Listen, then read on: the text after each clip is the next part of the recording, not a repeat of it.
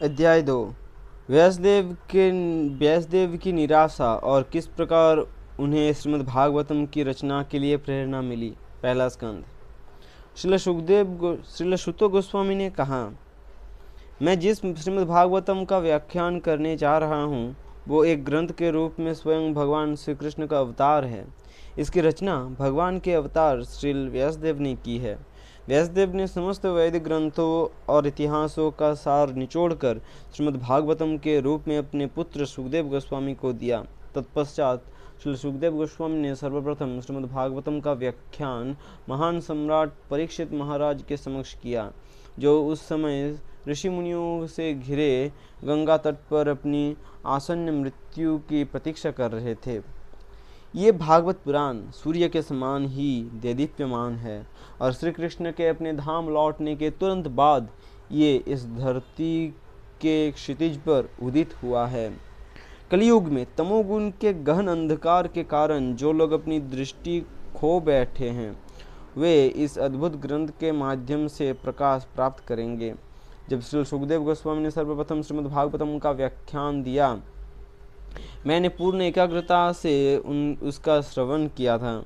अपने पूजनीय गुरु महाराज के अनुग्रह से मैं इस दिव्य ग्रंथ के पूरे अर्थ का आत्मसात कर सका। अब मैं तुम सबों के समक्ष वही ज्ञान दोहराऊंगा जिसे मैंने उनसे सुना और समझा था। सौनक ऋषि ने कहा, हे सुत गोस्वामी, हम श्रीमद् भागवतम के इतिहास को सुनने के लिए अत्यंत आतुर है।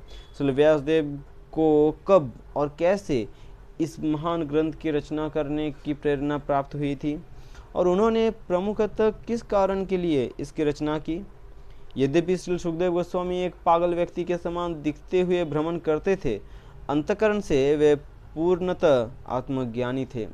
हस्तिनापुर निवासियों ने किस प्रकार उन्हें पहचाना, किस प्रकार उनकी भेंट महाराज परीक्षित से हुई और उन्होंने उनके समक्ष पहली बार श्रीमद् भागवतम का व्याख्यान किया।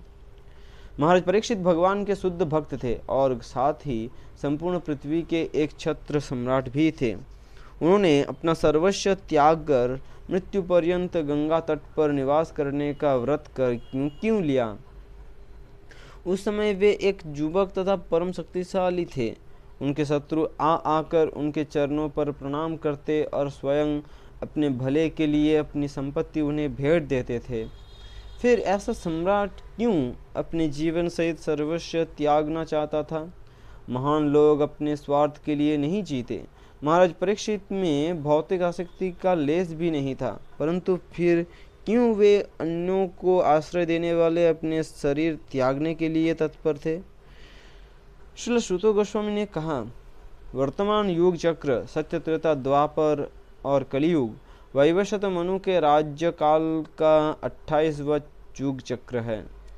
इस युग चक्र में द्वापर और त्रेता युगों का काल बदल जाता है, अर्थात पहले त्रेता युग और फिर द्वापर युग आता है।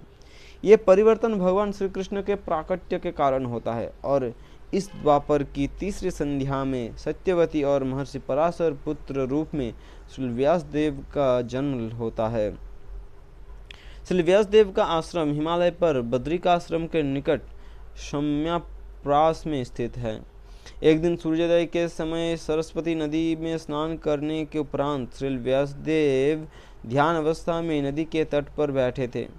त्रिकालज्ञ होने के कारण वे भावी कलयुग में आने वाली विषमताओं को देख पा रहे थे। उन्होंने कलयुग में प्रत्येक वस्तु का पतन होते हुए देखा। वे स्पष्ट देख रहे थे कि इस काल में सतोगुण के अभाव में नास्तिक लोग मंद बुद्धि और अस्थिर रहेंगे और इसलिए वे उनके कल्याण की योजनाएं बनाते हुए गहन विचारों में डूब गए। श्री व्यासदेव जानते थे कि वेदों में वर्णित यज्ञ की विधि मनुष्य के कार्यों को शुद्ध करने के लिए समुचित विधि है और इसलिए उस विधि को सहज सुगम बनाने के लिए उन्होंने एक वेद को 4 भागों में विभाजित कर दिया। साथ ही उन्होंने इतिहासों का वर्णन करते हुए पुराणों की रचना की, जिन्हें पंचम वेद भी माना जाता है। व्यासदेव ने ऋग्वेद पैल ऋषि को सौंपा, सामवेद जैमिनी ऋषि को, यजुर्वेद वैशंपायन को, अथर्ववेद अंगिरा को तथा पुराण सूत गोस्वामी के पिता रोमहर्षण को। तत्पश्चात श्री व्यासदेव के इन शिष्यों ने ये ज्ञान अपने शिष्यों को प्रदान किया और इसलिए वैदिक ज्ञान अनेक शाखाओं में विभक्त हो गया तथा अनेक गुरु शिष्य परंपराएं स्थापित हो गई। तब श्री व्यासदेव ने अल्पबुद्धि मनुष्यों के लिए, जिनमें स्त्रियां, शूद्र तथा उच्च वर्गों के पतित वंशज आते हैं, महाभारत की रचना की।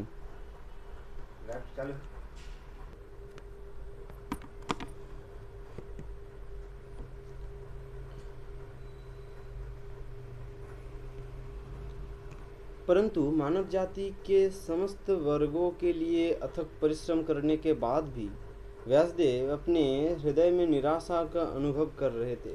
उन्होंने इस विषय पर गहराई से विचार किया और सोचा, मैंने शास्त्रों के सब व्रतों का कठोरता से पालन किया है, निष्कपट भाव से वेदों, अपने गुरु महाराज एवं यज्ञवेदी की उपासना की है।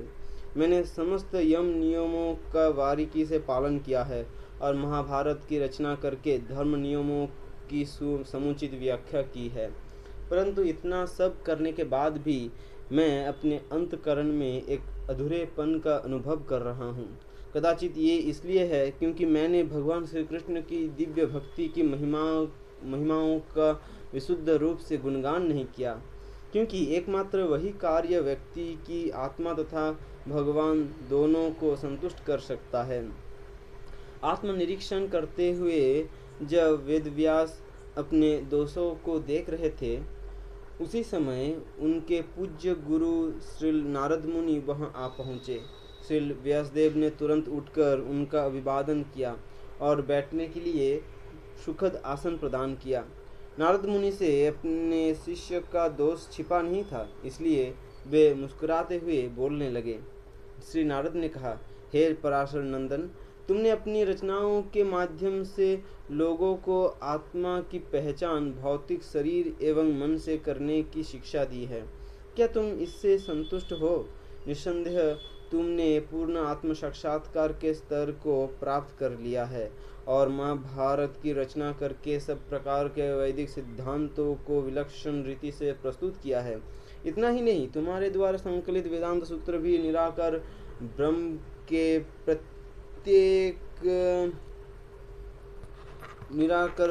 प्रत्येक पहलू को विस्तार पूर्वक अभिव्यक्त करता है।